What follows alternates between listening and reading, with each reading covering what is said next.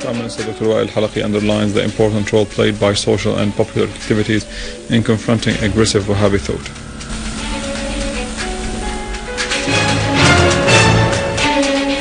Iran says Syrian people are the only party who determine the future of Syria and not other states. And the Turkish People's Party says that Erdogan's government supports al-Qaeda and threatens Turkish people.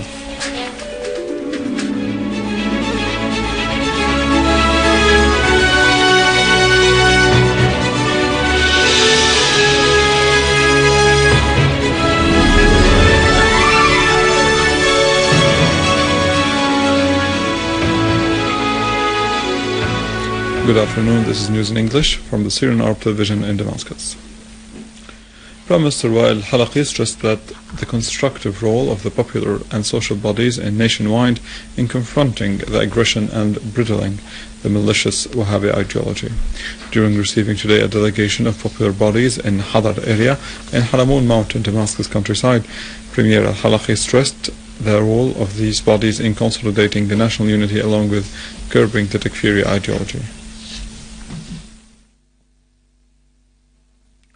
Foreign ministers of Syria and Russia, Walid al-Muallim and Sergei Lavrov, stressed that their countries share identical views on the need to put every effort to make a success of the international conference on Syria known as Geneva II to ensure a political solution to the crisis in the country and establish for dialogue among the Syrians. Al-Muallim said, "We want this conference to ensure a political solution to the crisis in Syria being the safest route and meet the Syrian people's aspirations for most combating terrorism." He added that Syria believes that this conference should lay the foundation for dialogue among the Syrians without any foreign interference and with respecting Syria's sovereignty and independence.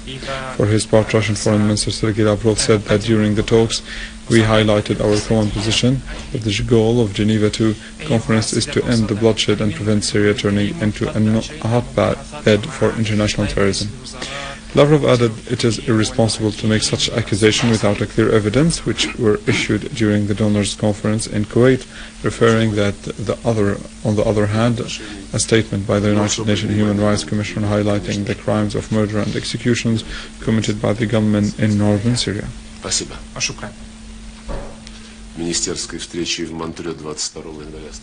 Activities of the Syrian National Gathering kicked off today at Damascus-based Damaros Hotel with the participation of national and civil bodies. The gathering, held under the title of "The Syrians Say the Final Word in Geneva II," is held by the Central Committee of the Syrian Popular Reconciliation.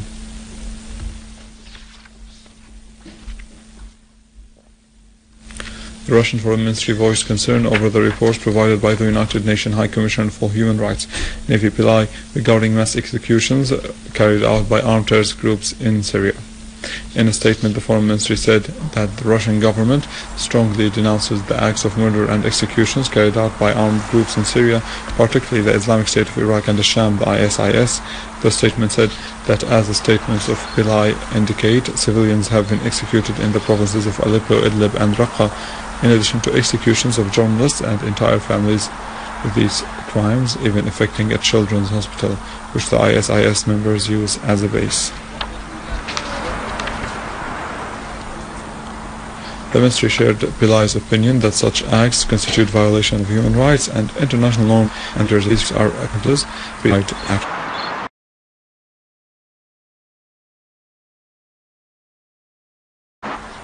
Iranian Mohammad Jawad Zarif today said that the Syrian people are the only ones who determine their future, not the external states, calling on all who have influence and have the desire to reach a solution to help the Syrians launch a constructive dialogue.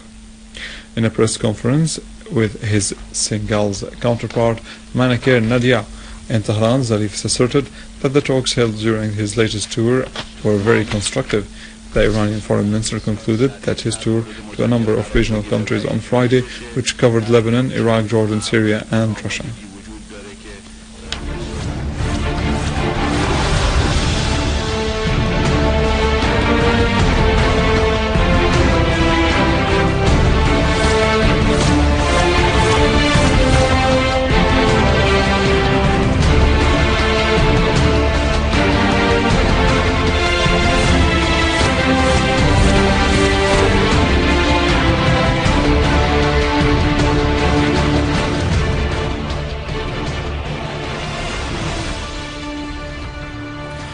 American experts said that the United States claims that the Syrian army used poisonous sarin gas in an attack on eastern Ghouta Damascus suburb last August are weak and false. The experts said that this claim was exploited by the United States administration to threat of waging any aggression on Syria, clarifying that the range of the rockets used in the largest attack that night was too short for the device to have been fired from the Syrian army's positions. In the report titled Possible Implications of Faulty U.S. Technical Intelligence, Richard Lloyd, a former United Nations weapons inspector and expert, and Theodore Postel, a professor at the Massachusetts Institute of Technology, MIT, stressed that whatever the reason of errors regarding the United States intelligence conclusion may be, it should explain how they occurred. Units of the Syrian armed forces carried out operations against terrorist dens in gatherings and several areas in Damascus countryside, killing and injuring scores of terrorists, some of them affiliated to the so-called Islamic Front and Jabhat al-Nusra and Nusra Front. Sources said that the army units destroyed 2 cars equipped with heavy machine guns and killed scores of Jabhat al-Nusra terrorists in Adl al-Balad area. Sources added that another army unit killed 7 terrorists and destroyed their weapons near the electricity company in Jobar neighborhood in the countryside, while another army unit killed all members of an armed terrorist group in Aliyah farms in Douma area. In Daraya city in the countryside, the army killed 8 terrorists and injured 4 others to the south of As-Sayyida Zukaina shrine. In Homs, in the countryside, units of the armed forces foiled terrorist attempts to infiltrate from Lebanon into al-Quseir countryside, inflicting heavy casualties among them. A military source said that the army units, in cooperation with border guards, foiled terrorist attempts to sneak from Lebanon into al-Abudiyya mountain, Khirbat al-Akira and Khirbat Hawara in al-Quseir, and destroyed their cars. 2 mortars and rocket launch pads were also destroyed. In Dar'a, military sources said that the army units killed all members of an armed terrorist group who were attempting to infiltrate from al-Nab'a village towards the military checkpoint and destroyed a car along with the weapons and ammunition inside it in the area surrounding Ataman town in Dar'a. In Homs, army units repelled terrorists who tried to infiltrate from Al-Zara and Al-Hassan in Tel Karach countryside into the agricultural roads to plant explosive devices and attack citizens in nearby villages.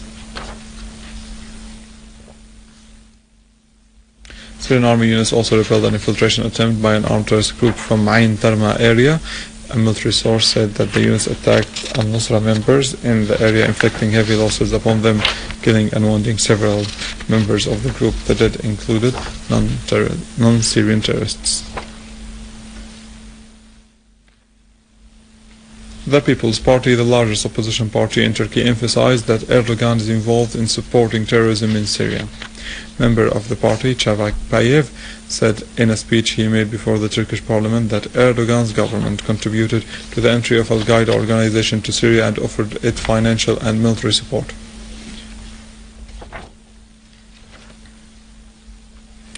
With this, we end our news for today. Thank you for watching. For more details about Syria and the region and to view this bulletin again, you can always visit our website in English, www.syriaonline.sy. Now to the latest in business and market news with Nariman Qassam, but after a short break.